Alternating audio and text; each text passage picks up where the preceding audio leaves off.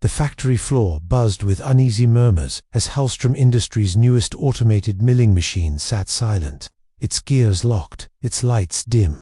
Engineers huddled around the massive structure, frowning, exchanging terms and theories, none willing to meet the sharp eyes of Richard Hellstrom, the formidable CEO who had built his empire on precision and speed.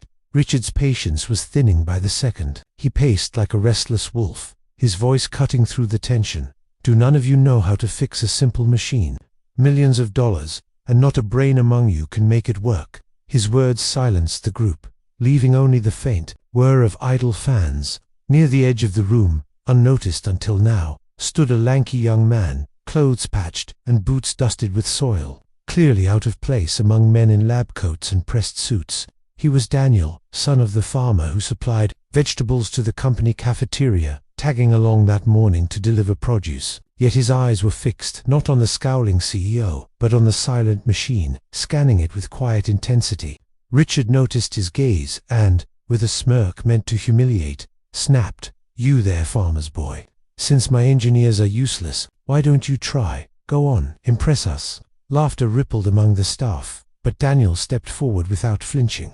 Kneeling by the machine, he pressed his ear against its frame, fingers tracing over bolts and panels, listening as though it were alive. He reached for a loose part lying near the floor, something he had spotted earlier, while crates were being unloaded, and fitted it back with steady hands.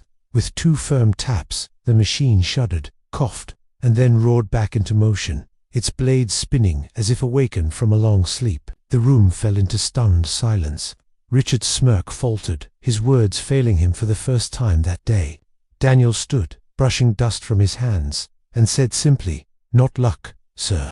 Just understanding how it breathes." That night, long after the factory floor had emptied and the rhythmic hum of machines had settled into silence, Richard Hellstrom sat in his office, staring out through the glass wall at the city lights that blinked like distant stars. His mind kept circling back to the moment earlier, that Datherboy's steady hands, the quiet confidence in his voice, and the way the machine had sprung to life under his touch, while seasoned engineers stood helpless. Machines were supposed to obey logic, rules, and design, yet Daniel had treated it as though it was something living, and Richard could not shake the unease of being proven wrong so effortlessly. A knock broke his thoughts, and his head of HR stepped inside, holding a slim folder.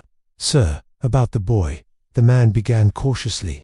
Richard waved dismissively, half irritated. "He's just a farmer's son who got lucky."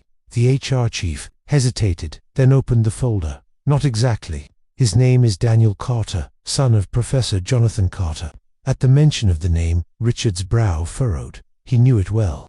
Jonathan Carter had once been the most brilliant mechanical mind in the country, a man whose designs powered industries and whose patents shaped the backbone of modern engineering. Years ago, Hellstrom had tried to lure him into a partnership, but Carter had refused, choosing family over wealth after his wife passed away, retreating to a quiet farm to raise his son. Now, the boy who had effortlessly revived the machine was heir to that genius. Richard leaned back, stunned, the weight of realization pressing down on him. He hadn't been mocking a simple farmhand, but a prodigy with a lineage greater than anyone in the room had imagined. The next morning, humbled but determined, Richard approached Daniel on the factory floor, his tone softened. "Daniel, isn't it? I owe you an apology and, perhaps, an offer." But Daniel, with the same calmness as before, merely shook his head. "My father taught me something more important than machines, sir, that, no matter what you build, never forget where you come from."